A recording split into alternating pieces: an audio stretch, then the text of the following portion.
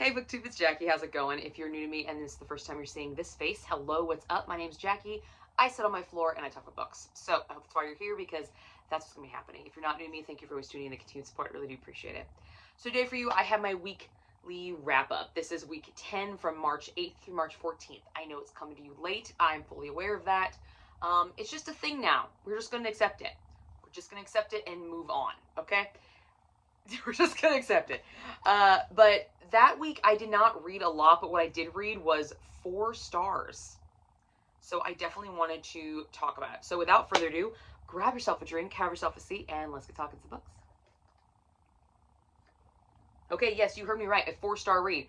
I am doing really good with the high star count reads. I don't know, maybe the realization last year being so fucking picky about my books is like shaking me out of that. I'm not quite for sure, but I've been having a stellar time with some of these books, and this one was no exception.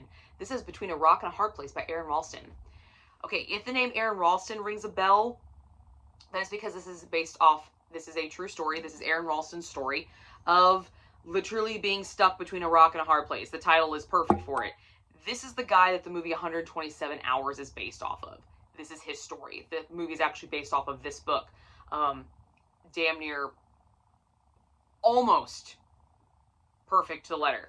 And I did listen to this on audiobook, and it was done by Aaron Ralston himself, which I always appreciate. I always appreciate when I read nonfiction material or memoir material or biographical material when the person the book is about, if it's possible because they're still alive, actually tells the story. I really appreciate that. It just adds another layer of, I don't want to say epicness because it's not always epic. It feels more like they're telling their story, because essentially they are. It feels more real. It doesn't feel like maybe there were parts that were kind of exaggerated. Like, this is his story. I'm gonna listen to him. I just really enjoy that. So this was already a big plus for this book, that he was actually performing it. In this book, we do have some survivalist stuff. Obviously, it was a life-threatening position, and he survived. Spoiler, he lives. Very inspirational. We have a lot of mountaineering stuff in this book, and graphic body horror. A lot of that was not expecting it. I knew there was going to be some. I wasn't expecting the amount. Holy shit. Yeah, he is not afraid to get right in there and fucking tell you how it is. I was like, alright, cool. Brief little summary. This is the true story of Aaron Ralston's survival after being pinned between literally a rock and a hard place for 127 hours. Which, that might ring a bell because that is the movie 127 Hours, starring one of the Francos. I can't remember which one. Here's the movie. Alright. Decent movie. I saw this movie a couple years ago, and it kind of turned me on to the story. And it was a really good movie. I thought it was really well done. And you can actually see, because in the film, the guy who plays Aaron Ralston, I can't think of his name right now, I just know it's a Franco. He has a camera, and he's actually videoing things if somebody finds his body, to play back for his parents. And you can find those clips that they're mimicking, the real clips, on YouTube. So you can actually watch Aaron Ralston literally say them, and you could pull, like, it's a really cool experience for a really shitty situation. Very, very unique feeling with this book. I think, which also added to the layer of why it worked as well as it did, because there was so much stuff out there that I could reference, I could, dive into, I could rabbit hole into, for sure. So I had a really, really good time with this. So, starters, what worked? The setup of the story. Straight up. It was an honest setup to the story. He didn't hide anything. He didn't try to make himself sound like this awesome mountaineer. He literally said, I fucked up because I didn't bring my shit. I didn't notify people where I was going. I didn't form a plan. I just went and fucking did it.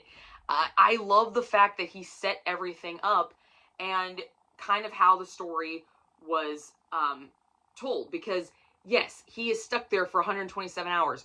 Instead of standing there and saying, yeah, I was just standing there for 127 hours trying to figure out how the fuck to get out, he gave you a piece of the story, and then he started going into kind of what helped develop that mentality in his life. So you got a little bit of a life story with this as well, and I really enjoyed that. He filled in the gaps really, really well with a lot of extra information that just buffered the story. Was it absolutely necessary? No. But I really enjoyed that it was there, because if it was just straight standing there, him regurgitating stuff for 127 hours, that's a long fucking time. That's also really fucking scary. I don't think I want to be in a guy's head for that long in that situation. So I'm really glad that he gave us some reprieves from the seriousness of it. And also, the way he did that, so he breaks down this book, he's keeping a timetable in this. And so you can figure out, like, okay, 2 hours, 3 hours, 4 hours, 1 day, a day and a half. Like, you are on the timeline of what's going on, and kind of slowly but surely seeing how his body is breaking down and his mind is breaking down, and formulating, how do I get out? All these escape attempts. And it's just really crazy how he does this. I thought it was great. I really, really, I flew through this thing. This was a one sitting listening to. Like, I started it and I finished it in the same day. The audiobook is not very long itself. And I was listening on to like 1.5 speed, which is usually my normal speed. But I was engrossed in it. I didn't want to walk away from it, just because once I was in there and I knew what he was doing, I'm just like, okay, so I know you're in there for 127 hours, but you're only 24 hours in. And it's already like this. You're 36 hours in. You're 48 hours in. Holy shit. You know, like, just following along that timeline with everything that's going on in this crevice, this small, narrow little setting, he did a fantastic job with that, keeping you engrossed, keeping you entertained. Not so much entertained, like, entertain is really the wrong word, because this book is not entertaining.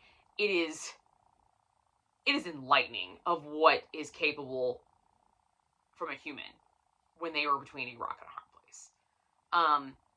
But the way he was formulating things, it was very engrossing and very encapsulating, and I definitely didn't find myself getting lost, but I felt like I was there. I didn't feel like I was stuck, but I felt like I was there. Another thing he did really well when he wrote this book, the graphicness. He did not shy away from having to drink his own urine, what it looked like, what it tasted like, the dryness of his mouth, the pains of hunger, the delusion, the weird euphoria you get when you actually are starving, but you're actually not. The excruciating pain of severing your own fucking arm from your body down to the single tendon. Okay, mind you, also, timetable. He doesn't do it all in one fucking sitting. He tries, and he stops. And then he tries again, and he gets a little further, and then he stops. And then he's like, oh, I can break my fucking arm. I'll just break this fucking thing. Because now it's dead. My hand is dead. At this point in the timeline, his hand is fucking dead. He knows it, so let's just break my fucking arm, and then I can cut this major fucking tendon, because I'm not gonna be able to cut this bone. Like, it just...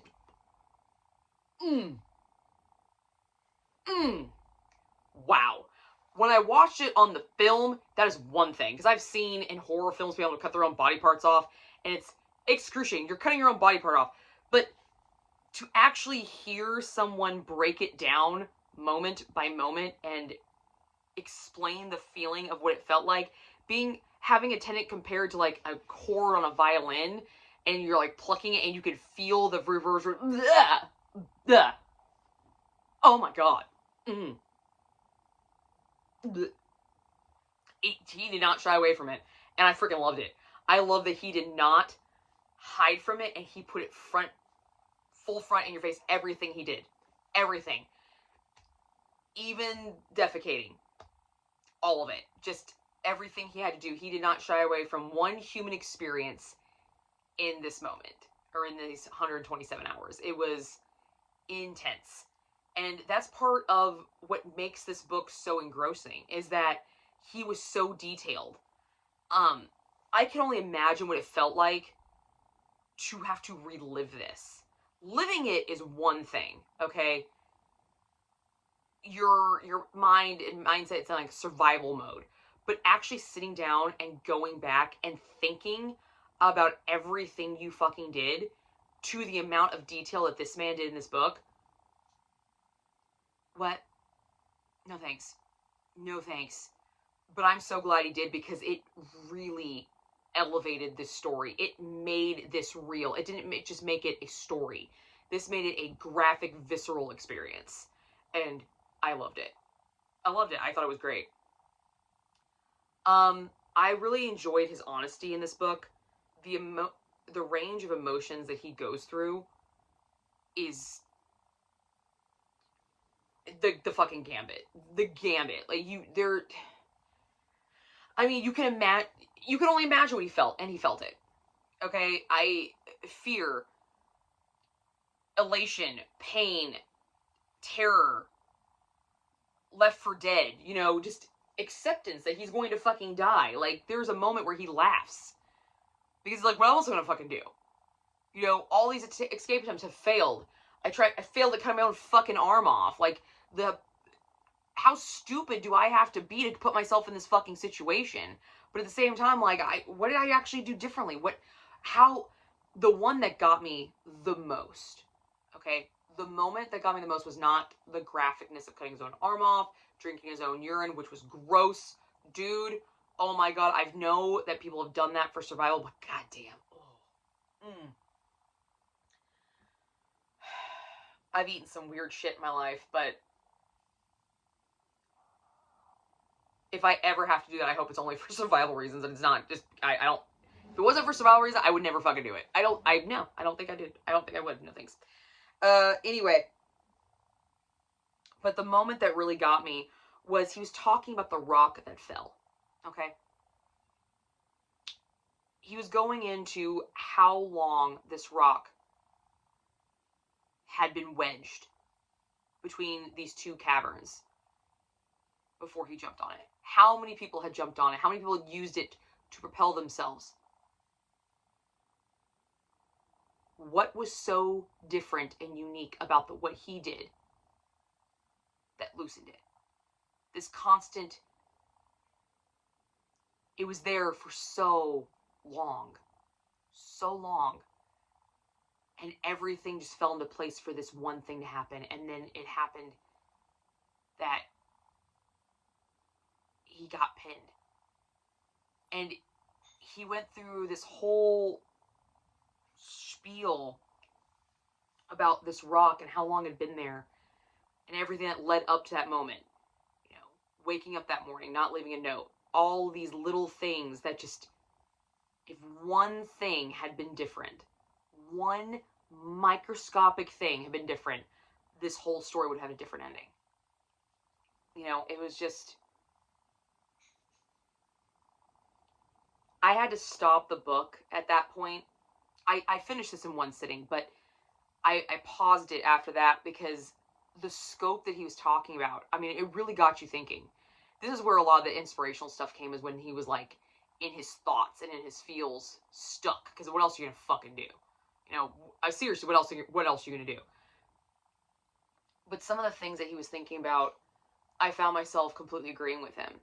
Just, and looking at my own life. If I had done things differently, just one thing differently, where would I be now?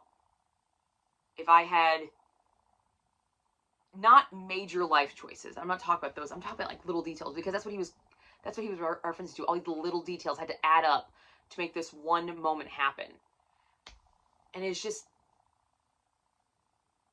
kind of mind-boggling how one little detail can change everything. Had he left a note that he was going, they would have found him way earlier.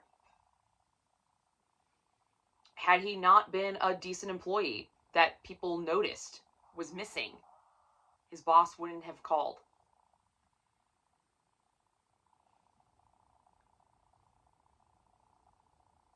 Had he grabbed more food, which he normally would have, he would have been fine. He could have lasted longer. Just all these little things. It was just really crazy, and I really enjoyed the way he did it, and just kind of sucked you in and put you right there, minus all the pain and the suffering part. You just got the emotional part, so I really thought he did a good job about that.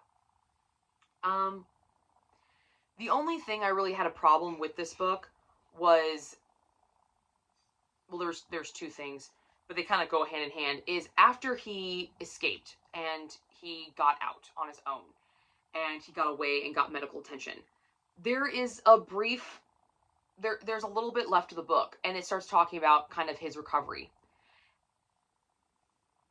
This man is still climbing, okay? This man is still climbing shit with one arm, okay? He had special prosthesis, as you can see from the cover.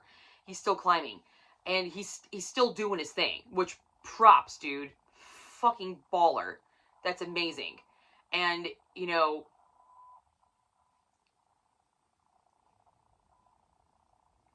I would have liked to have seen more of the struggles after the escape. I would have liked to see, you know, how the therapy really went, more in depth of it. He gave us so much detail of the moment and of the whole scenario that afterwards I would have enjoyed more of the struggles afterwards. Like, you survived probably the worst thing that's ever gonna fucking happen to you. At least we hope so. You know, God bless you, that's the worst thing that's ever gonna fucking happen to you. And you survived it. So I understand that everything else was kind of a walk in the park after that, but I would have liked to see it. I would have liked to see him not reclaiming his life back, because he never lost it. That was one thing he never lost. He lost a lot of stuff in those 127 hours, but he did not lose his life. He did not lose who he was. As a matter of fact, he figured out who he was. There's a moment where he has like epiphany, like a dream, and he sees a little boy, and it turns out it's his future son. So he had this kind of moment of like, I need to be there. I'm going to be okay. I would have liked to see him building to that. You know, I know, because I've checked up on interviews and I've kind of started following him a little bit, that I do know that he eventually did see that little boy and he ended up having him and everything, and I think that's amazing, and that's really fucking cool. But I would have liked to see the struggles that he did afterwards to get those accomplishments and to get those accolades, because those weren't easy either. And I felt like he was downplaying everything after. Like, this was the moment of his true struggle, but it wasn't. This was the start of his struggle of becoming who he is now. This is the twist in his life that changed it.